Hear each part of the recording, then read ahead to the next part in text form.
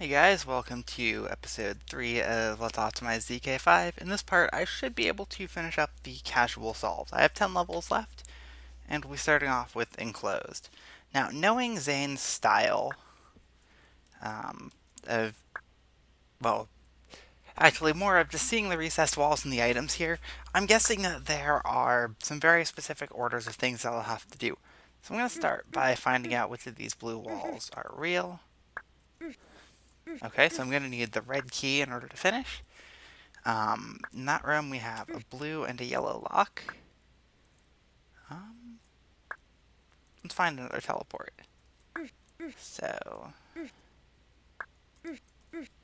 looks like none of those are real. So I'm going to need to find a tank button and press that to get the glider to this bomb. Now, there's the socket nail up there, which makes things a little trickier. I'm guessing that this blue wall is fake due to teleport placement. Looks like the skates are a trap in there. And I see that trap there. So it looks like the first step is hit the toggle, but not the blue key. So let's try that. Clear that for later. And now we've got the yellow key. Remember, I need to toggle up there, which I can see. Let's also take the blue key, but not the socket due to the socket nail. Yep. So with the tank swapped, I can come in here to blow up. Bummer. Why did I step there? Because I think I was thinking links.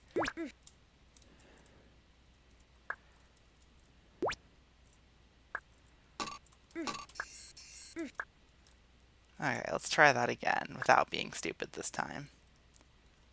So this means now I want the... No, I don't want the chip just yet. Because you'll see I need to hit the toggle button. Before I hit the toggle button, I need to flip the tanks back for the left side of the level.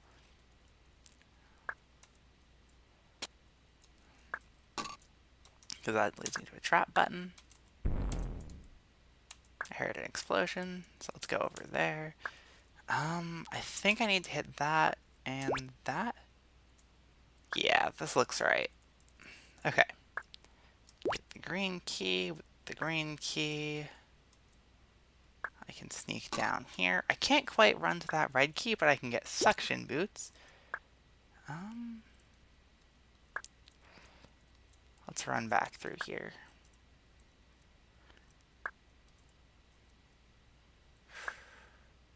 I have recessed walls to burn. Let's see. Okay, that door is open.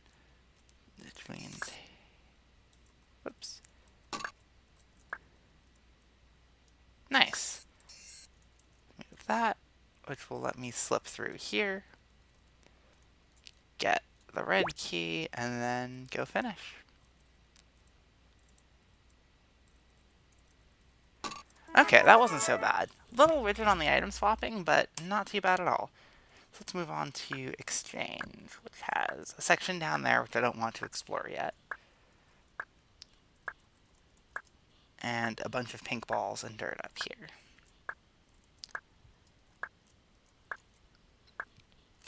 Okay. Let's take a note of this stuff on the right here. Okay, it looks like there's pretty easy slip in for over there. And that will get me a red key. So that timing's the same as Japanese game show, where you have to do it a lot. I see that other ball. Okay, so now my option is, do I get fire boots, where I don't seem to go anywhere? Or at least I don't remember seeing anywhere to go with them. Or do I take flippers and skates? Now, I can go down here with the flippers and only, which implies to me that I should do so. Likewise, I remember seeing I could come over here, which means I probably should leave that recessed wall for a return trip. Looks like this is just setting up a bridge. Looks pretty similar to after the rainstorm.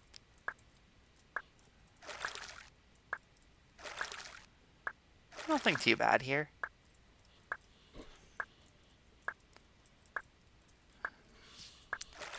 I'm I'm going to save myself a little bit of time by pushing this block to that tile before getting the blue key. I like that puzzle. That's a pretty cool puzzle. Not very difficult, but it's very cool.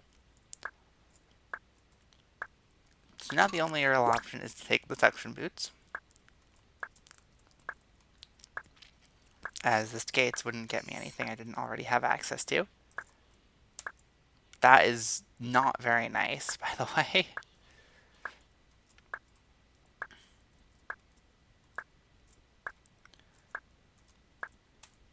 So let's get the red key.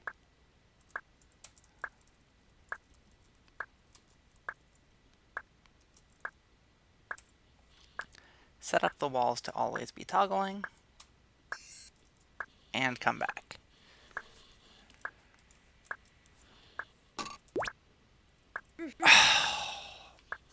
Had to just been a little faster.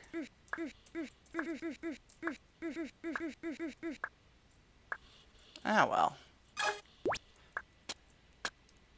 Let's not drown. Cool.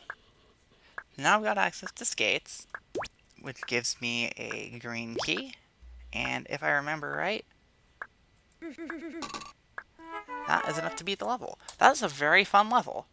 Alright, off to Victory Lab. Not take the chip and fireballs. Okay, let's not go that way then.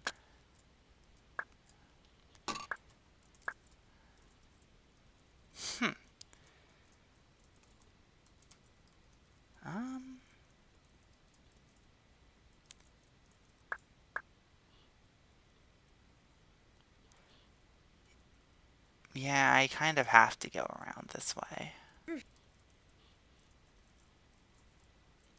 I'm not going to pretend I'm not playing an MS here, because I am. And this level is going to be very interesting to work on later. Just because flicks allow breaking the intended progression. And seeing as the time limit's a little tight, I don't want to run out because I explored a little bit at the start. That's a death trap. That's a nasty death trap.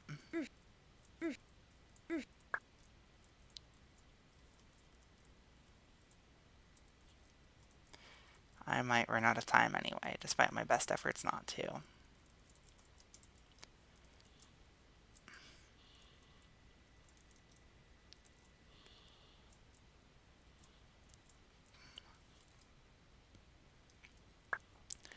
Because, yeah, I have to bring this back to this.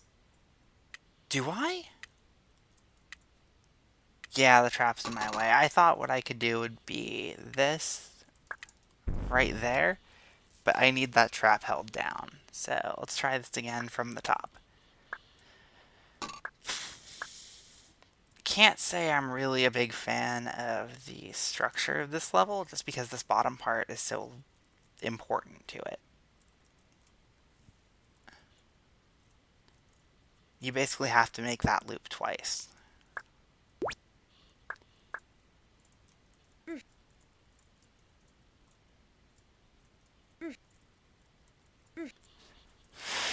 Can honestly say that it's eh.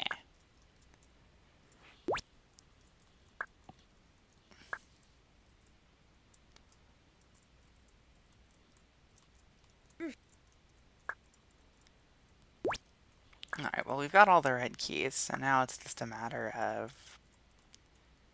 Yeah, because you can't push it in anywhere but from the force floor. And the only way to get around there, due to all of these thin walls being ordered, like, the direction they are, is the long loop here. Save a little bit of time with that flick.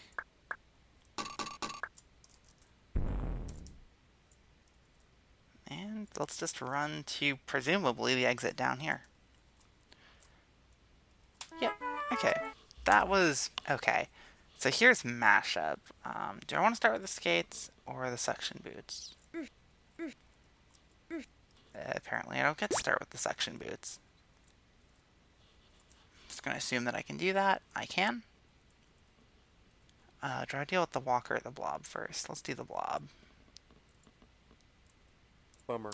Yeah, the blob's a little scarier in that space. I'm going to try and do this without pause buffering.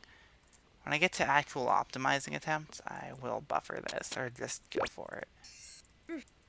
I haven't decided yet. I think you kind of just have to go for it, but I'll buffer the best, like the most reliable way.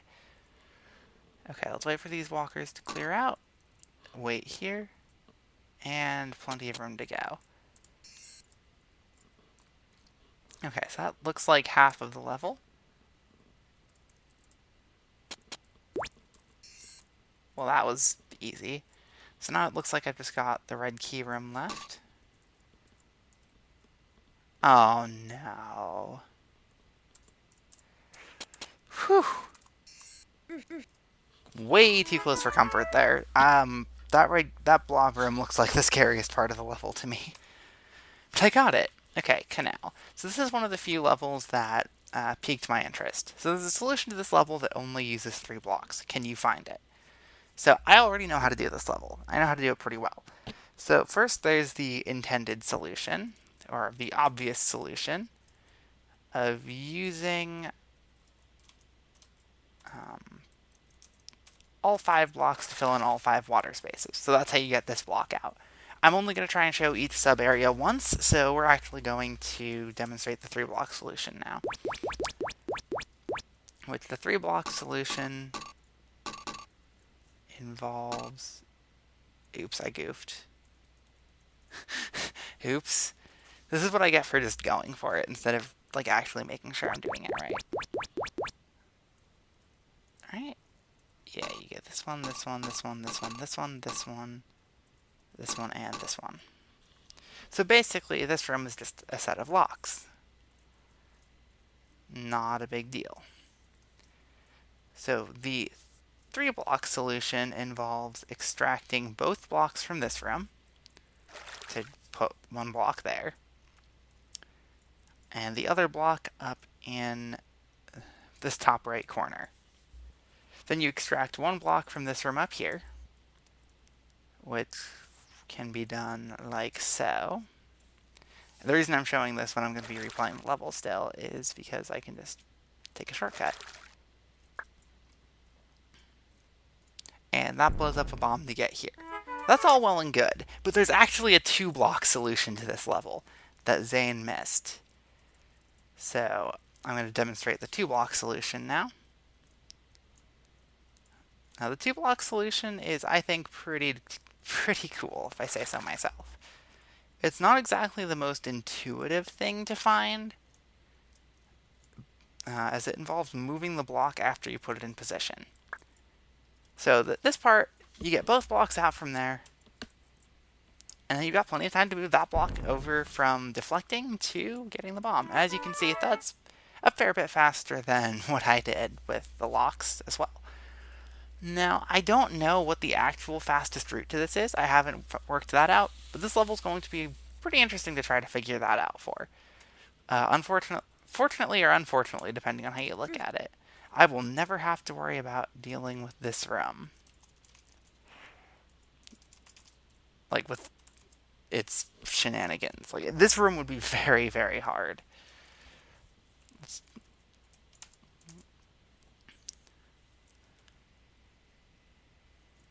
Yeah, because you can't push the block there, so you'd have to go here, here, here, and then you'd just go. And try not to ram it in place. I mean, you probably could, but you would want to make the half weight.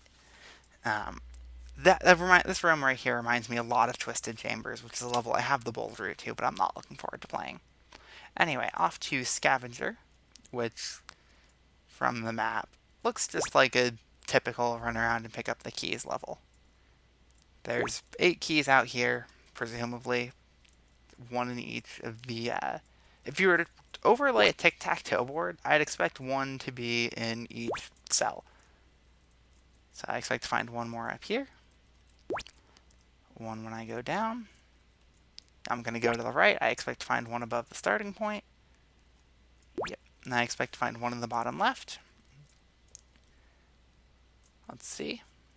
Yep, 1 in the bottom left. And now let's just finish the level.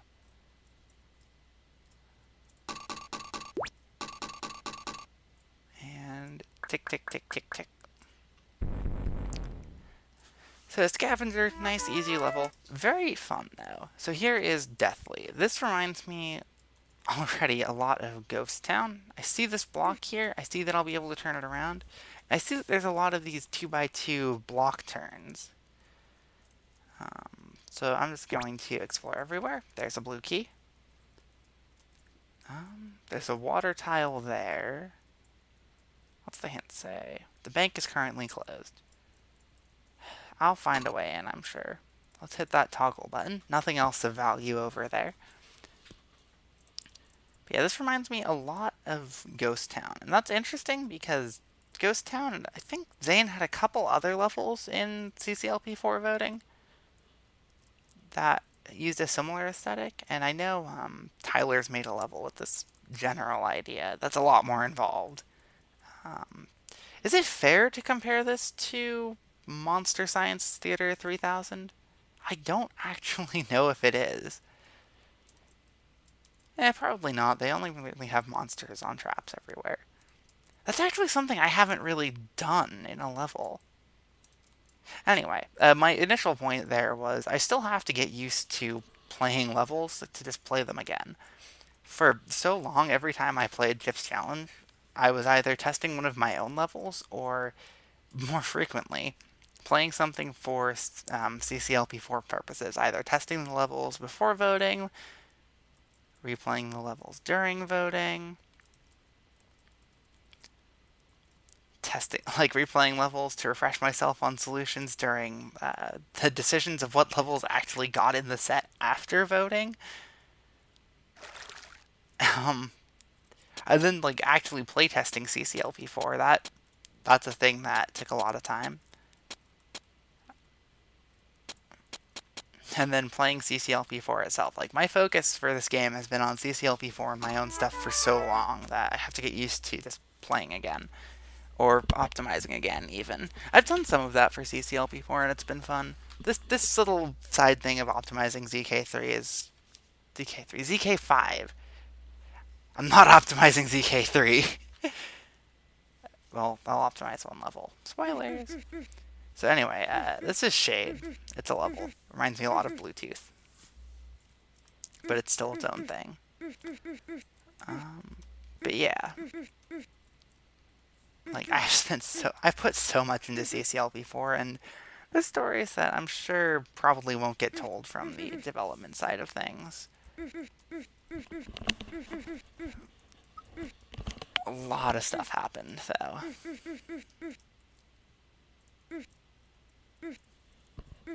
I'm sure if Josh wants to bring stuff up, Josh or JB will during their LPs of the set. I've already done the closest thing to an LP of CCLP4 I'm going to do, which was a speedrun stream where I beat the entire set in just over 7 hours. It was a lot of fun. I will probably do it again at some point. I'm just going to assume go left here, down. I'm so bad at guessing this path. Look at that! I thought it would go the longer way, and it didn't. Okay, let's go up, around, down, down. Hey! We beat Shade. Alright, level 29, the hall. Bummer. Okay, that's not it.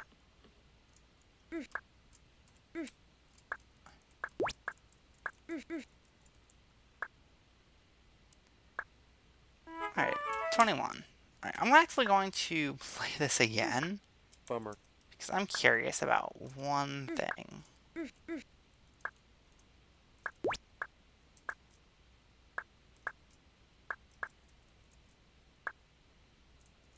Is there anything on either side there? Bummer. Nope. Okay.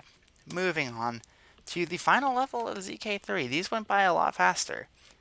Let's go to Dayspring Canyon, which looks like a thin wall maze. I'm just going to follow the left wall and see how that goes. Yeah.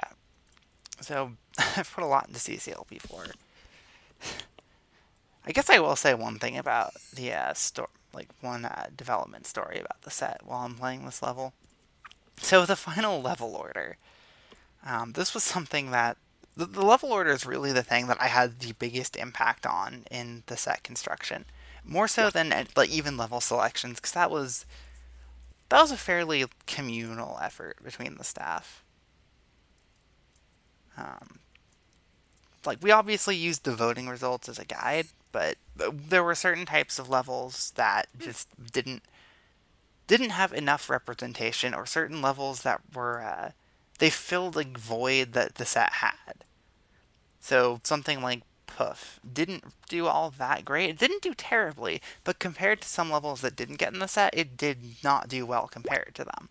But when you take Poof and you compare it to other walker dodging levels, Poof did very, very well. And so it's really a question of, do you go purely by the voting results, or do you categorize the levels into their subcategories and then pick the best levels for each subcategory? So, would it be better to have no walker dodging level in place of Puff? I don't think so, but there's definitely a discussion to be had there if people disagree. CCLP4 staff, we decided to go with Puff, obviously. And of course, it requires basically perfect luck. And how do I get to that one spot? Is it down here? But anyway, the level order is the thing I had by far the biggest impact on. Because after we had our levels selected, we decided, basically the level selections were done completely communally.